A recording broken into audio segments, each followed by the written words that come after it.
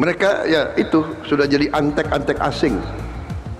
Di panggung politik Indonesia, kata adalah senjata, ada kata yang membangun harapan, dan ada kata yang dirancang khusus untuk membunuh karakter. Di antara sekian banyak kosakata yang menghuni gudang senjata retorika kekuasaan, tidak ada yang lebih berbisa sekaligus efektif selain frasa antek asing. Belakangan ini, dalam beberapa pernyataan publiknya, Presiden Prabowo Subianto kembali menghidupkan hantu lama ini. Beliau menyebut para pendemo dan jurnalis yang kritis terhadap kebijakan pemerintah sebagai antek asing. Narasi ini terdengar gagah, sangat nasionalistik, dan memukul telak sentimen publik di sebuah negeri yang memiliki memori kolektif tentang trauma kolonialisme selama berabad-abad.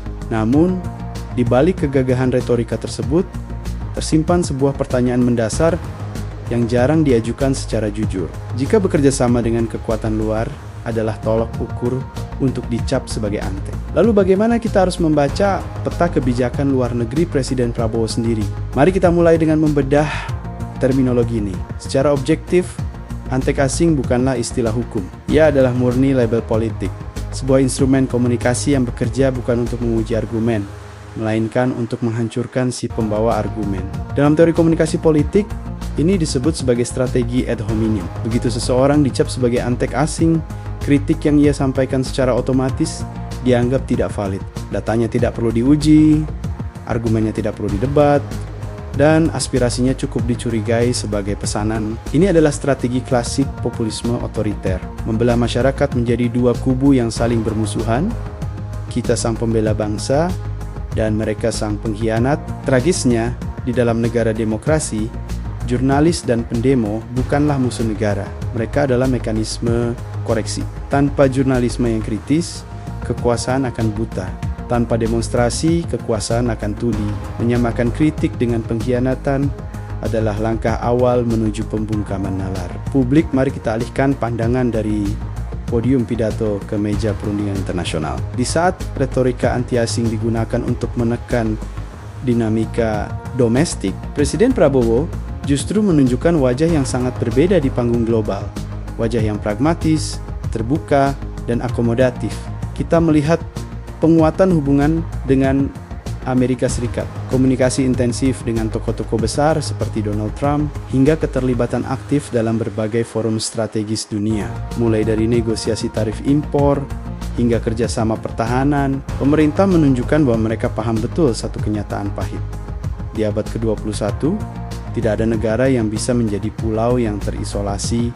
Diplomasi adalah keharusan. Kerjasama internasional adalah oksigen bagi ekonomi nasional. Dan mari kita jujur, langkah-langkah diplomatik Presiden Prabowo ini bukanlah sebuah kesalahan. Itu adalah real politik yang wajar dijalankan oleh kepala negara manapun. Namun, disinilah letak masalah moralnya.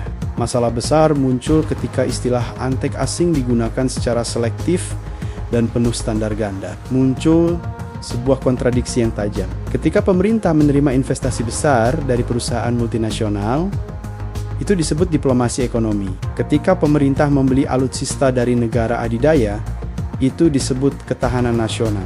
Namun, ketika warga negara dan jurnalis kritis atas kebijakan negara, mereka tiba-tiba dicap sebagai antek asing. Bagaimana mungkin kepala negara yang bernegosiasi langsung dengan kekuatan global terbesar di dunia dianggap sebagai pahlawan, sementara rakyatnya yang menyuarakan keresahan dianggap sebagai alat asing? Apakah diplomasi hanya menjadi hak eksklusif penguasa, sementara hak bicara rakyat dibatasi oleh jeruji tuduhan pengkhianatan? Inilah paradoksnya keluar kita pragmatis ke dalam kita defensif. Akibat dari narasi ini sangat serius bagi kesehatan demokrasi kita. Ketika kritik dianggap sebagai infiltrasi asing, maka oposisi akan dipandang sebagai musuh, bukan mitra dalam membangun bangsa. Nasionalisme yang sempit ini menciptakan atmosfer ketakutan.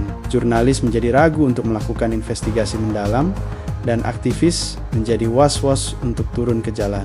Padahal, demokrasi tidak lahir dari paduan suara yang seragam. Demokrasi lahir dari keberagaman suara yang saling beradu demi kepentingan publik. Nasionalisme sejati seharusnya tidak rapuh. Nasionalisme yang kuat tidak akan merasa terancam hanya karena ada mahasiswa yang berdemo atau media yang menulis laporan investigasi. Justru, negara yang kuat adalah negara yang mampu menjawab kritik dengan data dan kebijakan yang lebih baik, bukan dengan stigmatisasi. Sebagai penutup, kita harus merenungkan kembali apa arti mencintai negara. Nasionalisme tidak boleh diukur dari siapa yang paling diam dan paling patuh. Sejarah dunia telah mengajarkan kita berkali-kali, sebuah negara tidak runtuh karena terlalu banyak dikritik. Negara runtuh ketika kekuasaannya dibiarkan tanpa pengawasan terlalu lama. Ketika kritik dibungkam dengan label antek asing, bahaya terbesar kita sebenarnya bukan berasal dari kekuatan luar. Bahaya terbesar muncul dari dalamnya, itu ketika kekuasaan berhenti diawasi, kehilangan rasa malu, dan akhirnya hanya melayani kepentingannya sendiri. Kritik bukan pengkhianatan. Ia adalah alarm, dan jurnalis serta pendemo yang berani membunyikan alarm tersebut sejatinya adalah mereka yang paling peduli agar rumah besar bernama Indonesia ini tidak terbakar oleh kesombongan penguasanya sendiri.